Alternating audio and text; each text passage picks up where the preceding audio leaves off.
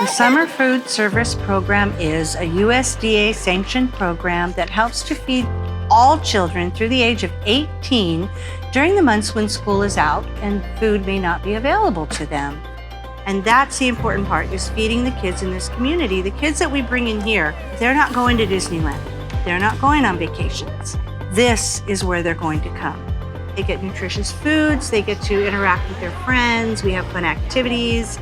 So we're going to nourish their mind and their body and their spirit while they're here. Oh my goodness, summertime is the best time to get Oregon foods because we have everything in abundance.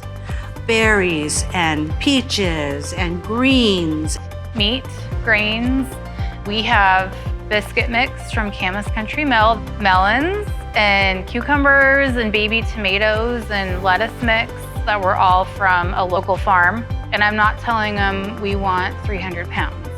I'm telling them we'd be happy with 50 pounds. Because a lot of times with those high value items to the kids, we'll mix it with something. So even though school's not in session, when you can purchase that fruit, you can freeze that fruit. That's what's gonna happen today.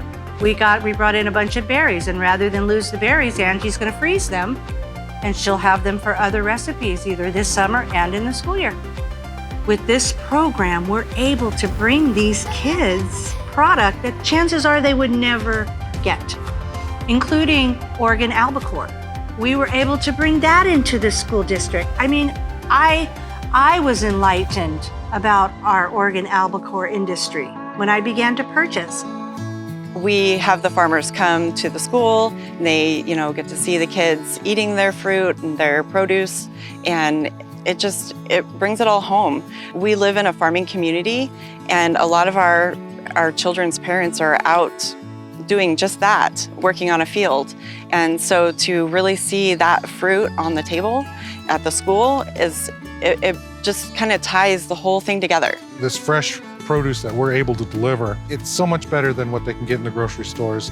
In fact, I've had lots of kids tell me, I didn't like raspberries, and now I love raspberries. And I didn't like strawberries, and now I love strawberries. So, I mean, that's happened so many times I can't count it. I came from a small farming community myself and recognize the importance of how the farmers need to benefit and why not from schools, and then have the kids learn about where their food is coming from and that it's right here and it's on their cafeteria tray. If you take your tax dollars and you invest it right back into the people that are feeding your kids, that small farmer buys feed from another small farmer. So it ends up being dispersed throughout your local community. Marvin, he listens to what we need. I think the first sample we got, it didn't have the maple flavor. I think we were worried the kids wouldn't like it, and he fixed it immediately. And now it's one of our biggest hits. Our philosophy has been a slow process, and we're okay with slow. Nothing has to go fast. It needs to start very small, and that's okay. One step at a time, one recipe at a time. It's so simple once you start. Danielle calls me from time to time, emails me, hey Misty, I've got tomatoes. Can you use tomatoes? I mean, I could purchase them from a vendor. They may come from Arizona. Or I could purchase them from a little farmer right down the road. The kids, we watched them today with the berries. They are almost all gone. They kept going back for more and more, just telling them, these are Oregon berries. These came from right here. It's just so wonderful to educate the children on where their food comes from. That it doesn't just show up on their plate and it's not all in a can. We often say that to our kids. Pick something that looks like it came right off the tree, right off the bush, right out of the ground. That's the real product. You're getting the actual product right there, and it's the best tasting product. The nutrients are the strongest. They're getting fresh, local Oregon product that's #1 that can't compete. I took a chance and went up to a stand that was on the side of the freeway in Hermiston and asked them if I could buy thousands of dollars worth of berries. And they didn't do delivery, they'd never served to schools before, and it started a trend. And I, for the longest time, would go pick up my own berries every week, and then they started doing delivery, and we've had a long-standing relationship ever since. Just think outside the box. What do we have here in our neighborhood? So I pick up the phone and I call Tom. Hey, Tom, this is Misty Crawford with the school district.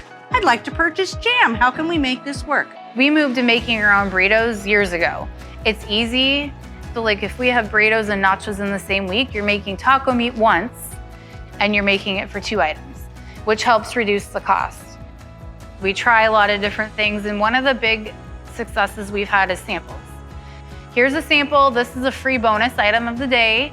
And then we ask them to come back and tell us what they think. The feedback's really important so we know if this truly did not work and it's something we need to not try again, or if it's worth trying again.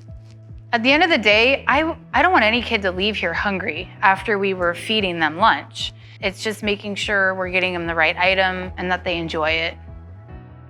So now we have the Oregon Harvest to Schools directory, which makes it so much easier. You can just go on there, find what product you're looking for, who produces it, where to get it, how to get it there, what the requirements are, and who to contact. They have tiles, and if you're looking for beef, you can click on the beef tile, and it will give you a number of producers, and it even tells you where they're located and where they distribute. Reach out to your local extension. Your local extension is beyond helpful. I've called them many times. What do we got? Who's here? What can I get? Can you help me? And they are so happy to help you. That's what they want to do. They want to hook us up with local producers. I believe that when students enjoy and eat the fruit in different ways, then it's just contagious and it's a celebration of Oregon. And when you can inspire the students to enjoy a juicy berry, then they want to go home and eat more. My goal, and I hope my team's goal, is that the kids go home and are excited to tell whoever's at home, mom, dad, guardian, how excited they were about eating lunch. You can always start small and just go to a fruit stand and order some stuff, see what the kids think, go from there, grow it from there.